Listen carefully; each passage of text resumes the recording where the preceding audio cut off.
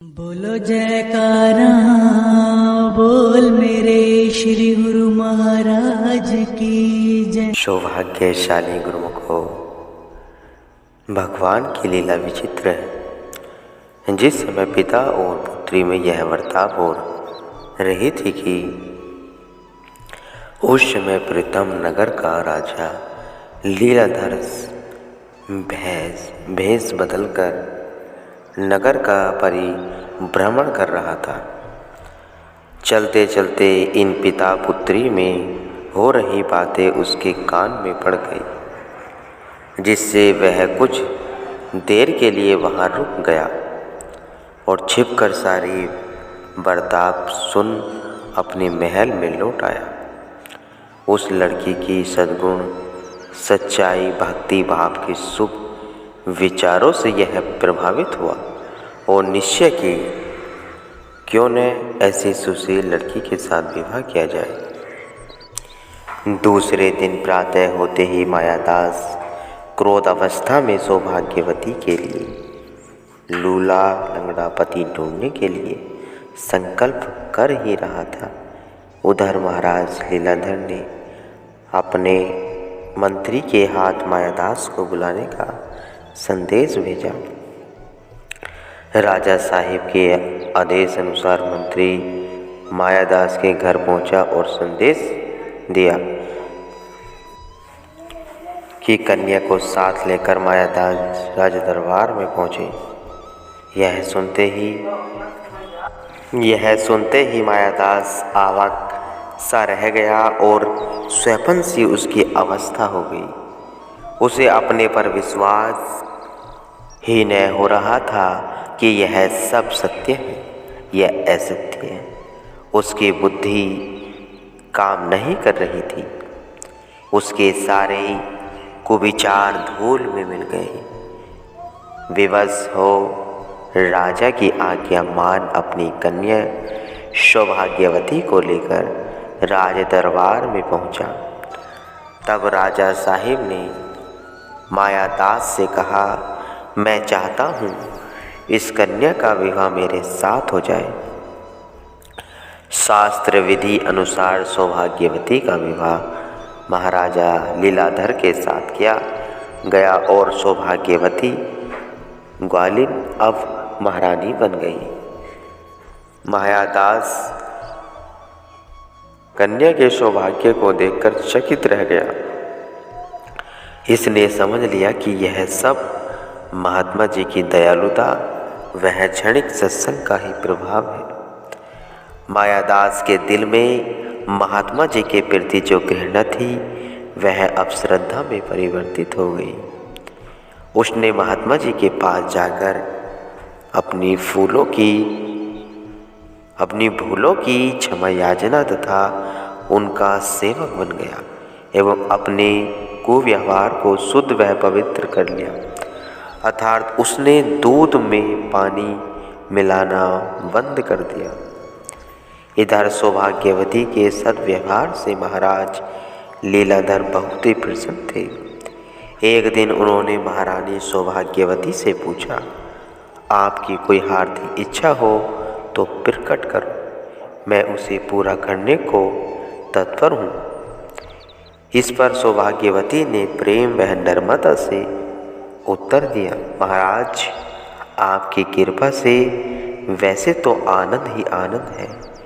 मेरी केवल एक ही इच्छा है, वह यह है कि इस नगर में अमुक महात्मा जी रहते हैं। मैंने हृदय में उन्हें गुरु रूप में धारण कर लिया है।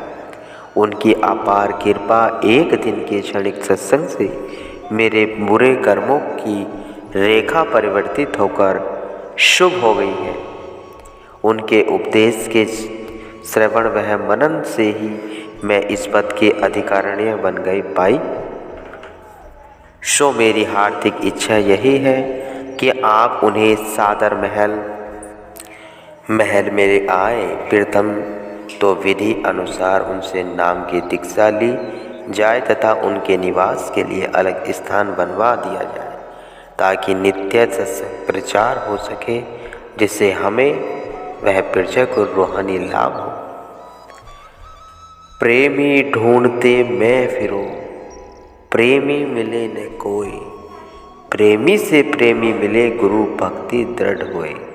श्री कबीर साहिब जी कहते हैं, महाराजा लीलाधर पूर्व की असत्विक विचारित के थे एवं महारानी की संगति से उनके शुभ विचारों में बढ़ोतरी हो गई। रानी के कथन अनुसार दूसरे दिन बड़ी श्रद्धा वह आदर के साथ महाराज लीलाधर महात्मा जी को महल में लिवा लाए और उनसे विधि पूर्वक गुरु दीक्षा लेकर दोनों उनके शिष्य बन गए। अब तो वहाँ प्रातः साय सत्संग का प्रभाव चलने लगा, जिससे थोड़े समय में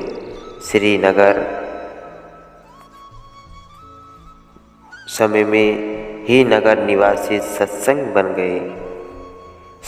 बन गए। सब लोग महारानी के उपकार और महात्मा जी की अनुकंपा वह सत्संग द्वारा अपने जीवन को सफल सिद्ध करने लगे। महारानी सौभाग्यवती की खुशी का कोई ठिकाना नहीं था। सत्संग के प्रसाद से काग हंस हुए जाए, मलिन विषय रस त्याग कर गुरु के शब्द समाए। अर्थात सत्पुरुषों के विमल सत्संग को पाकर जीव अपनी काग वृत्ति को छोड़ हंस वृत्ति ग्रहण कर लेता है।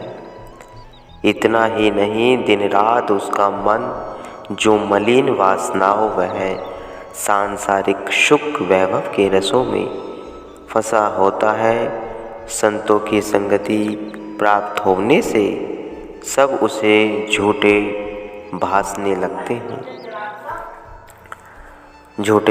लगते हैं तथा वह सत्पथ की ओर अग्रसर हो जाता है।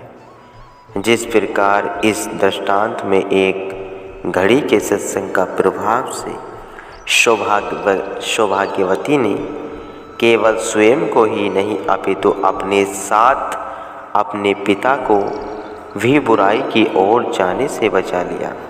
वस्तुतः यह सत्संग ही इस मार्ग की प्रथम सीढ़ी है।